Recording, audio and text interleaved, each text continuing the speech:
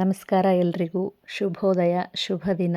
ಎಲ್ಲರೂ ಚೆನ್ನಾಗಿದ್ದೀರಂತ ಭಾವಿಸ್ತಾ ನನ್ನ ವ್ಲಾಗ್ನ ಶುರು ಮಾಡ್ತಾ ಇದ್ದೀನಿ. ನಾನು ನಿಮ್ಮ ಶೀಲಾ. ನಾನಿವತ್ತು ನಮ್ಮದು ಹೊಸ ಮನೆ ಕಟ್ಟಡ ನಡೀತಾ ಇತ್ತು, ಅಲ್ಲಿಗೆ ಬಂದಿದ್ದೆ.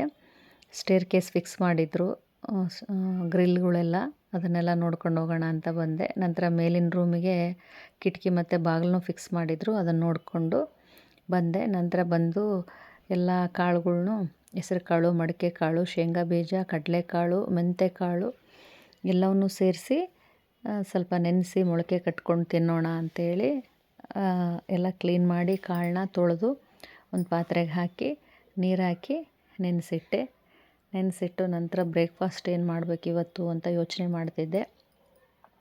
ಅಷ್ಟರಲ್ಲಿ ನಮ್ಮ ಮನೆಯವರು ಏನು ಮಾಡ್ತೀಯಾ, ಜೋಳದ ರೊಟ್ಟಿನೇ ಮಾಡಿಬಿಡು, ಅದೇ ಬೆಸ್ಟು ಅಂತ ಹೇಳಿದರು. ಜೋಳದ ರೊಟ್ಟೆ ಮಾಡೋದಕ್ಕೆ ಚಟ್ನಿ ಮಾಡಬೇಕಾಗಿತ್ತು. ಅವ್ರಿಗೆ ಚಟ್ನಿ ಬೇಕೇ ಬೇಕು. ಅದಕ್ಕಂತ ನಾನು ಹಸಿಮೆಣ್ಸಿನ್ಕಾಯಿ, ಟೊಮೊಟೊಕಾಯಿ ಹುರಿದಿದ್ದೆ. ನಂತರ ಈರುಳ್ಳಿಗೆ ಸ್ವಲ್ಪ ಜೀರಿಗೆ, ಕರಿಬೇವು ಹಾಕಿ ಟೊಮೊಟೊಕಾಯಿ ಚಟ್ನಿ ಮಾಡೋದಕ್ಕೆ ಅದನ್ನು ಹುರಿದು ತೆಗೆದೆ. ಆಮೇಲೆ ಹೀರೆಕಾಯಿನೂ ಬದನೆಕಾಯಿನೂ ಹೆಚ್ಕೊಂಡೆ, ಹೋಳ್ಗಾಯಿಗೆ ಹೆಚ್ಕೊಂಡೆ. ಎಣ್ಗಾಯಿ ಮಾಡಿದ್ರಾಯ್ತು ಅಂತ ಚಟ್ನಿಗೆ ಹುರಿದು ರೆಡಿ ಮಾಡಿ ತಣ್ಣಗಾಗೋದಕ್ಕೆ ಬಿಟ್ಟೆ. ಅಷ್ಟೊತ್ತಿಗೆ ನನಗೆ ಸ್ವಲ್ಪ ಹಸಿವಾದಂಗೆ ಆಗಿತ್ತು. ಗೆಣಸು ಇತ್ತು, ಇದು ಸಿಹಿಗೆಣಸು. ನೀವೇನಂತೀರ ಇದಕ್ಕೆ ನಿಮ್ಮ ಕಡೆಗೆಲ್ಲ ಕಮೆಂಟ್ ಮಾಡಿ ತಿಳಿಸಿ. ಇದನ್ನು ಕುಚ್ಕೊಂಡು ಅದನ್ನೊಂದು ಸ್ವಲ್ಪ ತಿಂದೆ. ನಂತರ ನನ್ನ ಮಗ ಬರೋನಿದ್ದ ಮೈಸೂರಿಂದ, ಅವನಿಗೆ ಸ್ವಲ್ಪ ಬೆಣ್ಣೆ ದೋಸೆ ಅಂದರೆ ಇಷ್ಟ, ಹಂಗಾಗಿ ಬೆಣ್ಣೆ ಮಾಡಿ ತೆಗೆದೆ. ನಾನು ಎಣ್ಗಾಯಿಗೆ ಶೇಂಗಾ ಬೀಜ, ಎಳ್ಳು ಮತ್ತು ಮಸಾಲ ಪೌಡ್ರು, ಸ್ವಲ್ಪ ಹುಣಸೆಹಣ್ಣು, ಉಪ್ಪು, ಬೆಲ್ಲ, ಅರಿಶಿನ, ಬೆಳ್ಳುಳ್ಳಿ ಇಷ್ಟನ್ನ ನಾನು ರೆಡಿ ಮಾಡಿಟ್ಕೊಂಡೆ. ಇದಿಷ್ಟನ್ನು ಸೇರಿಸಿ ಮಿಕ್ಸಿ ಮಾಡಿಬಿಡ್ತೀನಿ. ತರಕಾರಿ ಪೌಡ್ರ್ ಮಾಡುತ್ತೀನಿ ಫಸ್ಟಿಗೆ. ನೋಡಿ, ಈ ರೀತಿ ಪೌಡ್ರ್ ಮಾಡಿದೆ. ಹೀಗೆ ಇದನ್ನು ಪೌಡ್ರ್ ಮಾಡಿಟ್ಕೊಂಡು ನಂತರ ಇದನ್ನು ಪೇಸ್ಟ್ ಅದಕ್ಕೆ ಕಲಿಸ್ಕೊಂಡು ಸ್ವಲ್ಪ ಹುಣಸೆ ರಸನೂ, ಇದಕ್ಕೆ ಹುಣಸೆ ಹಣ್ಣು ಹಾಕಿನೇ ಮಿಕ್ಸಿ ಮಾಡಿರೋದ್ರಿಂದ ಬೇಕು ಅಂದರೆ ಆಪ್ಷನಲ್ಲು ಹುಣಸೆ ರಸ ಹಾಕ್ಕೊಂಡು ಮತ್ತೆ ಒಂದು ಸ್ವಲ್ಪ ಪೇಸ್ಟ್ ಮಾಡ್ಕೋಬೋದು. ಹುಳಿ ಸ್ವಲ್ಪ ಜಾಸ್ತಿ ಬೇಕು ಅನ್ನೋರು. ನಾನು ಮತ್ತು ಮಿಕ್ಸಿ ಮಾಡುವಾಗಲೇ ಹುಣಸೆ ಹಣ್ಣು ಹಾಕಿದ್ನಲ್ಲ, ಹಾಗಾಗಿ ಹುಣಸೆ ರಸ ಏನು ಹಾಕೋಕ್ಕೆ ಹೋಗಲಿಲ್ಲ. ಸ್ವಲ್ಪ ನೀರು ಹಾಕ್ತಾ ಅದನ್ನು ಪೇಸ್ಟ್ ರೀತಿ ಕಲಿಸ್ಕೋಬೇಕು. ಇದಕ್ಕೆ ಒಂದು ಸ್ವಲ್ಪ ಗುರಳ್ ಪುಡಿನೂ ಮಿಕ್ಸಿ ಮಾಡುವಾಗ ಹಾಕೋದು ಮರ್ತಿದ್ದೆ. ಈಗ ಕಲಸಿ ಆದಮೇಲೆ ಸ್ವಲ್ಪ ಗುರಳ್ ಪುಡಿ ಹಾಕಿ ಮತ್ತೆ ಕಲಿಸಿದೆ. ಎಣ್ಗಾಯಿ ಮಾಡೋದು ನಮ್ಮ ಕಡೆಯವ್ರಿಗಂತೂ ಕರಗತ್ತ, ಯಾಕಂದರೆ ನಾವು ಜಾಸ್ತಿ ಮಾಡ್ತಾನೆ ಇರ್ತೀವಿ, ಮಧ್ಯ ಕರ್ನಾಟಕದವರು, ಉತ್ತರ ಕರ್ನಾಟಕದವರು. ನೀವು ಯಾವ ಥರ ಎಣ್ಗಾಯಿ ಮಾಡ್ತೀರಾ ಅಂತ ಕಮೆಂಟ್ನಲ್ಲಿ ತಿಳಿಸಿ. ಇದರ ಹಿಂದಿನ ವಿಡಿಯೋದಲ್ಲಿ ನಾನು ಆಲ್ರೆಡಿ ಇದನ್ನು ಯಾವ ರೀತಿ ಮಾಡಬೇಕಂತ ಪೂರ್ತಿಯಾಗಿ ವಿವರಿಸಿದ್ದೀನಿ. ಈಗ ಇದು ರ್ಯಾಂಡಮ್ಮಾಗಿ ಮಾಡ್ತಾ ಇದ್ದೀನಿ.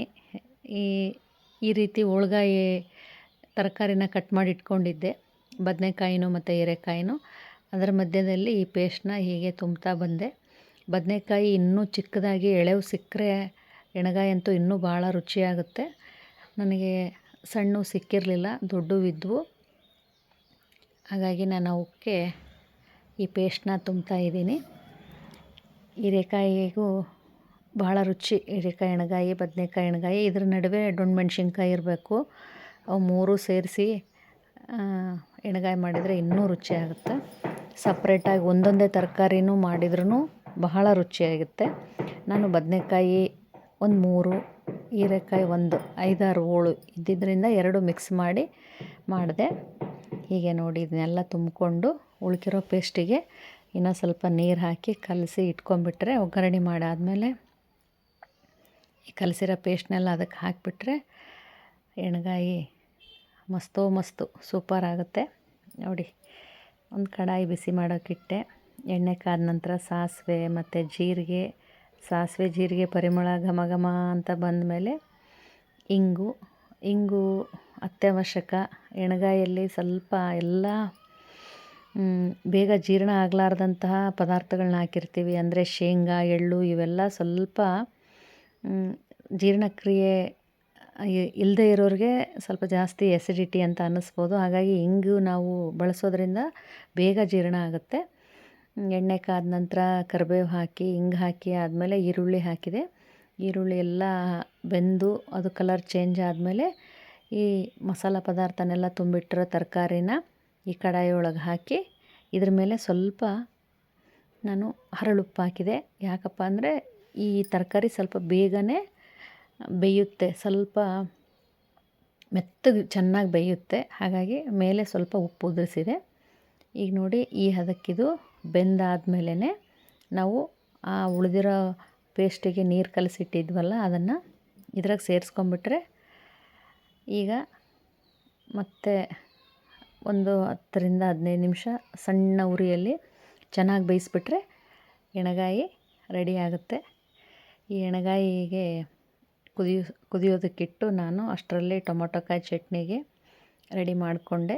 ಬೆಳ್ಳುಳ್ಳಿ, ಉಪ್ಪು ಮತ್ತು ಬೆಲ್ಲ, ಸ್ವಲ್ಪ ಕೊತ್ತಂಬರಿ ಸೊಪ್ಪನ್ನು ಹಾಕಿ ಟೊಮೊಟೊ ಕಾಯಿ ಚಟ್ನಿನ ರೆಡಿ ಮಾಡಿದೆ. ಟೊಮೊಟೊ ಕಾಯಿ ಚಟ್ನಿ ಭಾಳ ರುಚಿ ಇರುತ್ತೆ. ಇದು ನೀವೆಲ್ಲ ಟ್ರೈ ಮಾಡಿ, ಭಾಳ ಈಸಿ ಕೂಡ ಅದು ಮಾಡೋದು. ಎಣ್ಗಾಯಿ ಒಂದು ಹಂತಕ್ಕೆ ಬೆಂದಿತ್ತು ನೋಡಿ ಹೇಗೆ ಎಣ್ಣೆ ಎಲ್ಲ ಮೇಲೆ ಬಿಟ್ಕೊಂಡಿದೆ. ಶೇಂಗಾದಲ್ಲಿನೂ ಎಣ್ಣೆ ಅಂಶ ಇರುತ್ತೆ, ಎಳ್ಳನಲ್ಲೂ ಎಣ್ಣೆ ಅಂಶ ಇರುತ್ತೆ. ನಾವು ಸ್ವಲ್ಪ ಎಣ್ಗಾಯಿಗೆ ಎಣ್ಣೆ ಜಾಸ್ತಿನೇ ಹಾಕಿ ಮಾಡಿರ್ತೀವಿ. ಹಿಂಗೆ ಚೆನ್ನಾಗಿ ಅದರ ಹೆಸರೇ ಎಣ್ಣೆಗಾಯಿ ಅಂತ.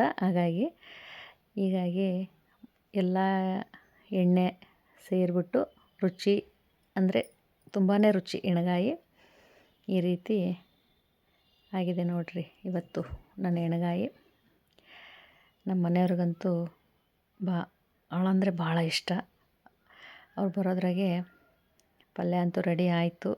ಚಟ್ನಿನೂ ಮಿಕ್ಸಿ ಮಾಡಿದೆ. ಚಟ್ನಿ ಪಲ್ಯ ಮಾಡ್ತಾನೆ ಜೋಳದ ಹಿಟ್ಟಿನ ಜಿಗಿ ಹಾಕ್ಕೊಂಡು ಗ್ಯಾಸ್ ಕಟ್ಟಿ ಮೇಲೆ ಹರಡಿದ್ದೆ ಅದನ್ನು ತಣ್ಣಗಾಗೋದಕ್ಕೆ. ಅದು ತಣ್ಣಗಾಗೋ ಅಷ್ಟೊತ್ತಿಗೆ ಚಟ್ನಿ ಮಿಕ್ಸಿ ಮಾಡಿದೆ. ಜೋಳದ ಹಿಟ್ಟು ನೀರು ಕುದಿಯೋಕ್ಕಿಟ್ಟು ಜೋಳದ ಹಿಟ್ಟು ಉಪ್ಪು ಹಾಕಿ ಮುದ್ದೆ ಅದಕ್ಕೆ ಪಾತ್ರೆಯಲ್ಲೇ ಜಿಗಿ ಮಾಡ್ಕೊಂಡಿದ್ದೆ. ಅದನ್ನು ಗ್ಯಾಸ್ ಕಟ್ಟಿಗೆ ಹರಡಿಕೊಂಡು ಸ್ವಲ್ಪ ಮೇಲೆ ಇನ್ನೊಂದು ಸ್ವಲ್ಪ ಹಿಟ್ಟು ಹಾಕಿ ಸ್ವಲ್ಪ ನೀರು ತುಂಬಿಸ್ತಾ ಚೆನ್ನಾಗಿ ಎರಡೂ ಕೈ ಹಚ್ಚಿ ನಾದಿಬಿಟ್ರೆ ಜೋಳ ಮಾತ್ರ ಚೆನ್ನಾಗಿ ಸಿಕ್ಕಿದ್ವು. ಈ ರೀತಿ ನಾದೋದ್ರಿಂದ ಜೋಳ ರೊಟ್ಟಿ ತುಂಬ ಮೆದುವಾಗಿ ಬರ್ತವೆ ನೋಡಿ. ಈ ರೀತಿ ರೆಡಿ ಆಯಿತು. ಜೋಳದ ರೊಟ್ಟಿನ ಲಟ್ಟಿಸೋದಕ್ಕಿಂತ ತಟ್ಟಬೇಕು. ತಟ್ಟಿದರೆ ಇನ್ನೂ ರುಚಿ ಜಾಸ್ತಿ. ನಾನು ಸಾಧ್ಯ ಆದರೆ ತಟ್ತೀನಿ, ಇಲ್ಲ ಅಂದರೆ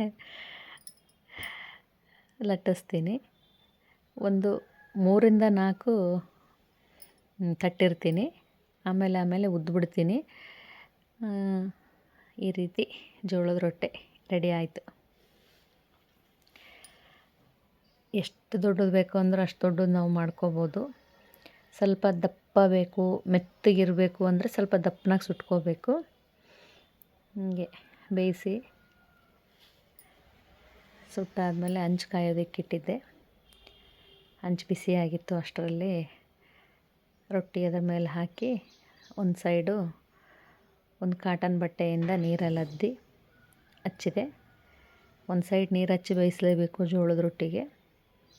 ಹೀಗೆ ಸ್ವಲ್ಪ ಹಂಚು ಕಾದಿರಲಿಲ್ಲ, ಸ್ವಲ್ಪ ರೊಟ್ಟಿ ಹಿಡಿತು ಹಂಚಿಗೆ, ಅವಸರ ಮಾಡಿದೆ ಅನಿಸುತ್ತೆ. ಹೀಗೆ ರೆಡಿ ಆಯಿತು. ನಾವು ಅಡುಗೆ ಮಾಡಿದ ತಕ್ಷಣ ಅಂದರೆ ಬೆಳಿಗ್ಗೆ ಏನಾದರೂ ಮಾಡಿರಲಿ ನಾವು ಅದರಲ್ಲಿ ಒಂದು ಸ್ವಲ್ಪ ಭಾಗನ ಪ್ರಾಣಿ ಪಕ್ಷಿಗೆ ನೀಡಬೇಕು. ಅಂದರೆ ಅದಕ್ಕೆ ಫಸ್ಟ್ನೇದು ನಾವು ಅವಕ್ಕೆ ತಿನ್ನಿಸ್ಬೇಕು ಅಂತ ಮನೇಲಿ ಹಿರಿಯರು ಯಾವಾಗಲೂ ಹೇಳ್ತಾಯಿದ್ರು. ಹಾಗಾಗಿ ನಾನು ಮನೇಲಿ ಏನಾದರೂ ಮುಂಚೆ ಮಾಡಿರಲಿ ಅದನ್ನು ಹೊರಗಡೆ ಪಕ್ಷಿಗಳಿಗೆ ಹಾಕಿರ್ತೀನಿ. ಇದು ನಮ್ಮ ಮನೆ ಹಿಂದೆ ಎತ್ತು ಇತ್ತು, ಹಾಗಾಗಿ ಅದಕ್ಕೆ ತಿನ್ನಿಸಿದೆ ರೊಟ್ಟಿನ. 8 ರೊಟ್ಟಿ ಮಾಡಿದೆ. ಅಷ್ಟರಲ್ಲೇ ನಮ್ಮ ಮನೆಯವ್ರು ಬಂದರು ಟಿಫನ್ಗೆ. ಅವರಿಗೆ ಚಟ್ನಿ ಬೇಕೇ ಬೇಕು, ಊಟದ ನಡುವೆ ಒಂದು ಚಟ್ನಿ ಇರಲೇಬೇಕು. ಅವ್ರಿಗೆ ಟೊಮೊಟೊ ಕಾಯಿ ಚಟ್ನಿನೂ ಮಾಡಿದ್ನಲ್ಲ, ಅದನ್ನು ಬದನೆಕಾಯಿ ಮತ್ತು ಹೀರೆಕಾಯಿ ಹೋಳು ಹಾಕಿ ಅದ್ರ ಸ್ವಲ್ಪ ಎಣ್ಗಾಯಿ ರಸ ಹಾಕಿ ಅವರಿಗೂ ಊಟಕ್ಕೆ ಬಡಿಸ್ಕೊಟ್ಟೆ. ಹೀಗೆ ನನ್ನ ಚಾನಲ್ ನೋಡ್ತಾ ಇರಿ, ಲೈಕ್ ಮಾಡಿ, ಶೇರ್ ಮಾಡಿ, ಸಬ್ಸ್ಕ್ರೈಬ್ ಮಾಡಿ ಅಂತ ಎಲ್ಲರಲ್ಲೂ ಕೇಳ್ಕೊಳ್ತೀನಿ. ಪ್ಲೀಸ್ ಹೀಗೆ ನೋಡಿ. ಅವರಿಗೆಲ್ಲ ತಿಂಡಿ ಮಾಡಿ ಕಳಿಸಿ ಆದಮೇಲೆ ನಂದು ಸ್ನಾನ ಪೂಜೆ ಆದಮೇಲೆ ನಂದು ಟಿಫನ್ನು. ನನ್ನ ಇಷ್ಟವಾದ ಸ್ಥಳ ಇದು. ನನ್ನ ಸಾಯಿನಾಥ ಸ್ವಾಮಿ, ನನ್ನ ವೀರಭದ್ರ ಸ್ವಾಮಿ ಅವ್ರದ್ದೆಲ್ಲ ಪೂಜೆ ಸೇವೆ ಮಾಡಿ ನಂತರ ನಾನು ಟಿಫನ್ ಮಾಡಿದೆ. ಅಮ್ಮನವ್ರ ಮಂತ್ರ ಹೇಳ್ಕೊಂಡೆ. ನಂತರ ಅಮ್ಮನವರ ಕುಂಕುಮ ಇತ್ತು, ಅದನ್ನು ಹಚ್ಕೊಂಡೆ. ನಮಸ್ಕಾರ ಎಲ್ರಿಗೂ, ಮತ್ತೆ ಸಿಗ್ತೀನಿ.